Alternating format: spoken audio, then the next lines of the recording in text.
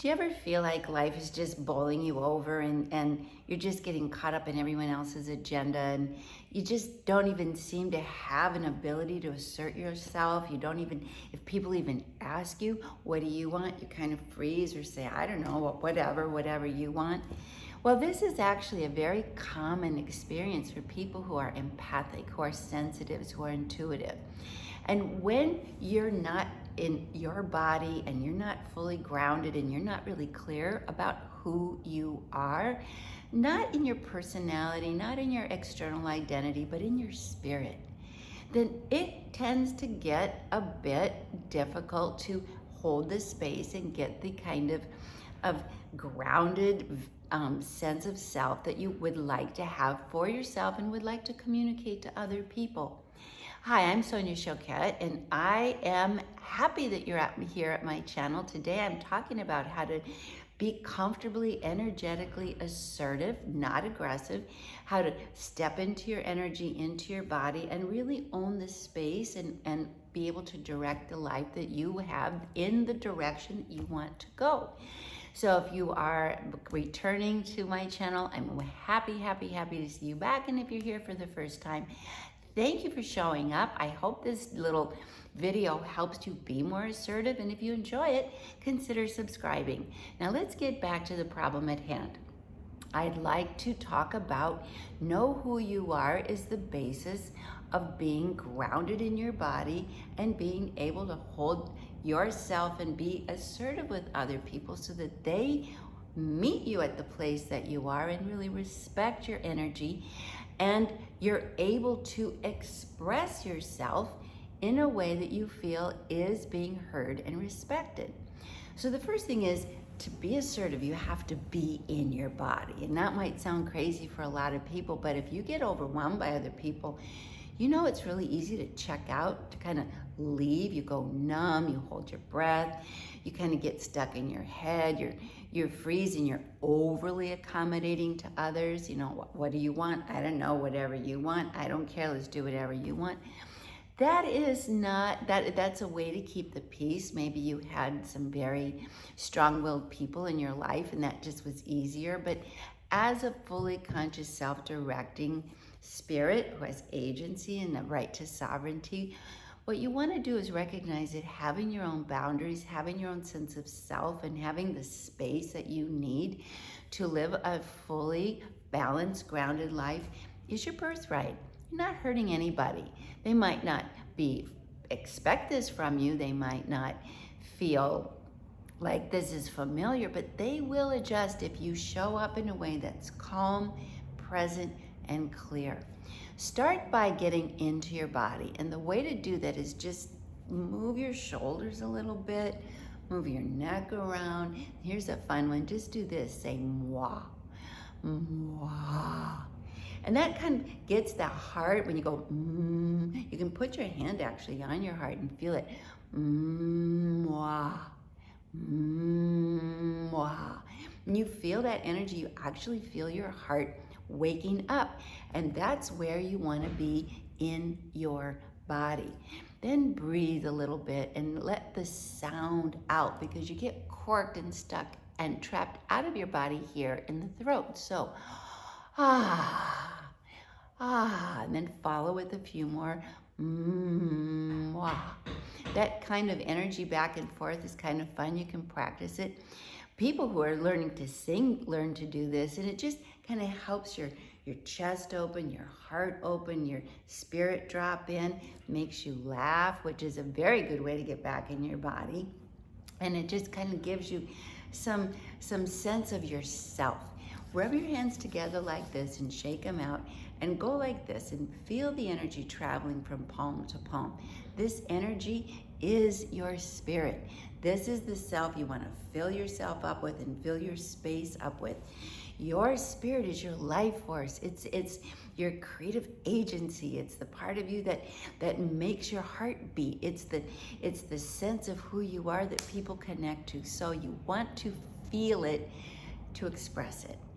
Next, I'd like to have you start naming the things you love, the things that light you up and make you happy and are really that really feed your spirit. You know, I love fresh flowers. I love my kids. I love my dog. I love walking in nature. I love traveling. I love my passport. I love musicals. I love good coffee. Starting to name what you love, and you can bounce all around. There's no rhyme or reason to this. Just brings pieces of you back that kind of maybe left the room or abandoned the ship, if you will, because you were too accommodating to others. Now, once you start recognizing what you love, notice what happens in your body. Notice how your heart starts to warm, how your energy starts to open, how the light returns to your eyes. This is the self that wants to be present, and frankly, it's the self that wants to meet the world and have the world meet you. People love this self. The self in you that is loving you and loving life is a self people do want to respect and want to hear from and want to connect with. So know that in doing this, you are actually summoning and calling back all the pieces of you that kind of evaporated. And that self is what will bring so many people joy and happiness and an experience of you that's super positive. After naming what you love, and get in a habit of that. Get in a habit when you have a few minutes here and there to just remind yourself of what you love, what you care about, which takes me to the next piece. Begin to think about what you value, what is important to you. Do you value connection? Do you value creativity? Do you value alone time? Do you value being with friends, with family? Do you value art? Do you value creating with your hands, like cooking, gardening, making your home nice? The things that are important are what you value. And I'd like you to, people often don't think about this. You might have been given a set of values as a kid that really reflect what other people value, but don't reflect at all what you care about. And consequently, you're carrying around values that don't matter to you. It's why it gets so easy to get pushed around. So when you start recalling and recognizing and expressing what you value, you will naturally start sticking up for it. Believe it or not, you'll naturally start asserting that. Like, no, I don't want to go to the mosh pit tonight because I really value my personal space and that just doesn't work for me. Or, yes, let's go for a ride in nature. I love time outdoors and it matters to me. I'd love to go for a walk in nature with you. You step into the things that you value and you stick up for them if you're conscious of them. So make your list of what you value, and it might take a day or two. You may have to really reflect. But once you have that list of, say, the top 5 or 6 things you value, you will find it becomes very second nature to stick up for them. Now, the next thing that we want to work on, and I don't want to overload you, but these little things all add up, is that you want to practice saying, that works for me, or that doesn't work for me. Because we get scared saying no, and sometimes no seems like fighting words, and people can hear them as fighting words, and so they'll push back. And if you're an empath or sensitive, that's overwhelming. That's so uncomfortable that you'd rather give in.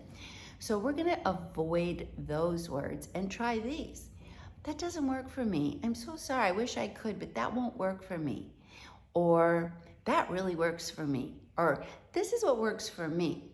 So I want you to start practicing that. If someone says, I want to go out tonight and you really need to be home because you're tired and your body needs to rest, you can say, that sounds really lovely, but it isn't going to work for me right now. You go have a good time. That's not going to work for me. And encourage individuality.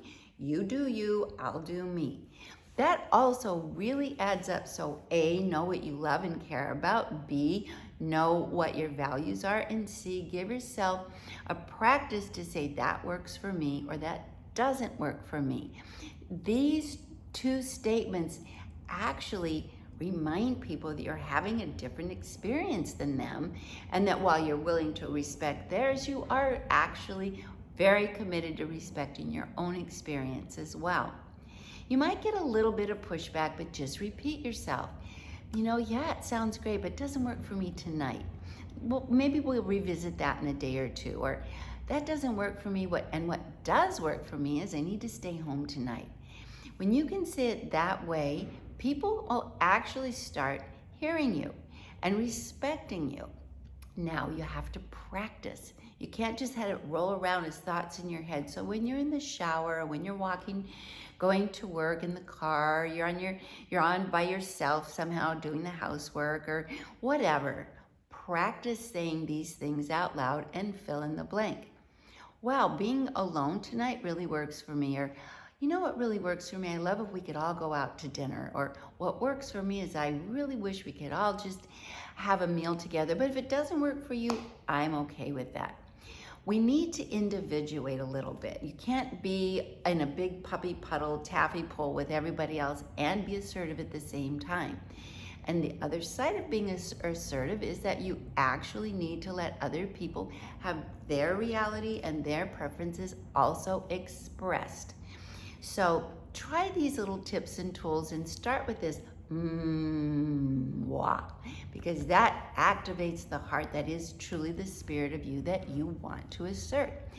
If you've enjoyed this, and I hope you have, and you want to come back for more tips and tools, I give them every single week. So hit that little bell to remind you that one is coming up for you, and I will look forward to seeing you again.